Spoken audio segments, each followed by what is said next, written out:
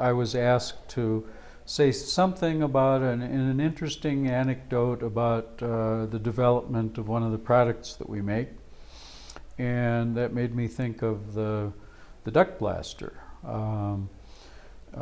Between probably 1975 and 1986 or 87, there was a lot of research done by national labs, by Princeton University, that resulted in blower doors and infrared cameras and furnace efficiency concerns and finding defects in insulation and so on.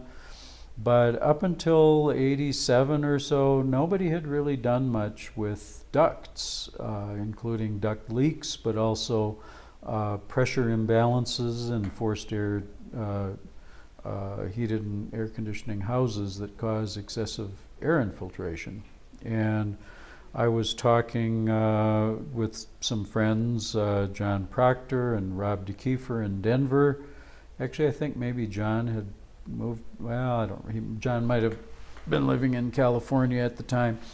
And John Tooley and Neil Moyer were both in Florida, figuring out how to diagnose buildings using blower doors and infrared cameras that they had learned about at the Affordable Comfort Conference in, I think, 86 or 87. And so we were talking about the importance of duct leakage. Sun Power, which was a nonprofit in Denver that John Proctor was involved with, had been sealing ducts, but nobody really had tried to measure duct leakage. And after talking about this, I decided to build a couple of prototype duct testers so we could get some idea of how leaky some of the systems were that they were running into. So I found a SMACNA manual, which is the Sheet Metal and Air Conditioning Contractors Association. They had a manual on testing the airtightness of duct systems, which was really designed for big high-pressure duct systems in big commercial buildings, high-rise buildings, typically operating at 10 inches of water. Compared to a residential system that typically is designed for something like a half an inch of water. But anyway, I looked at this leakage manual, and I did a rough calculation of how much surface area a typical duct system in a residence might have.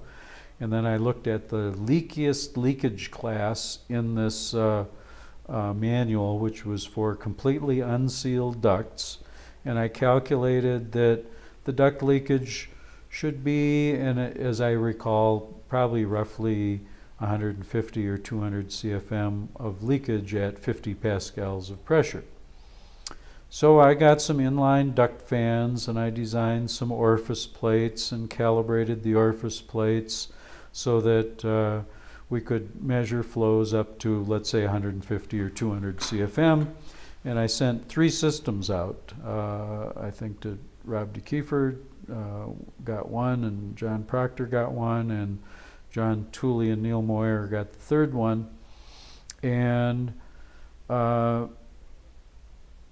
just a few days after shipping those out, I got phone calls from both, I think it was Neil Moyer and Rob DeKeefer, and both of them said, your duct tester doesn't seem to work. I set it up in a duct system, we tape off all the registers, we connect the duct tester, and we blow air into the ducts, and we get a nice pressure across the orifice, and we can calculate the flow.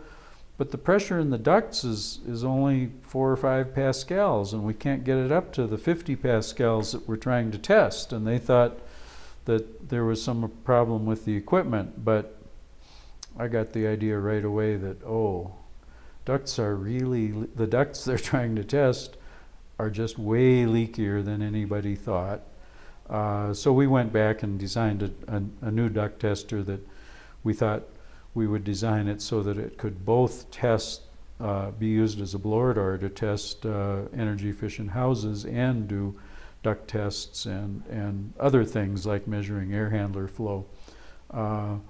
So I think the duct blaster, the first duct blaster that we made, had a capacity of maybe 7 or 8 times what the original flow was that I thought was going to be enough to test residential ducts. So that was a real learning experience when we all figured out how leaky ducts really were, and then shortly after that, and we also figured out how much leakage there could be in a house just due to not duct leakage, but imbalances in pressure due to the supplies and the returns not being balanced properly, and that happened all at about the same time. So why do I do what I do? And I mentioned already that I started because of my interest in the politics of energy and what would happen as energy became more scarce.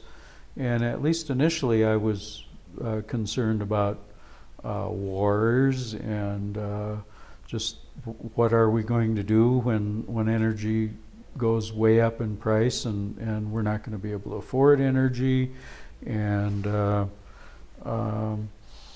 also, of course, smog was a big issue at the time, especially in Los Angeles and lots of cities out east, and so all of the pollution due to burning coal and burning oil was a big issue. So those were the initial issues that I was really interested in being involved with energy efficiency and figuring out how to build more energy efficient buildings and how to make existing buildings more energy efficient. But then at one of the first, maybe the second ACEEE conference back in the middle 80s, I guess, probably 85, 86, 87, Art Rosenfeld, who I was sorry to hear just passed away last week, he started talking about global warming and the greenhouse effect and the CO2 issue. And since then, I've really been more, I guess that's been my motivator, is that we have to do something about global warming, and so that's essentially why I do what I do. I also do what I do because I really love what I do.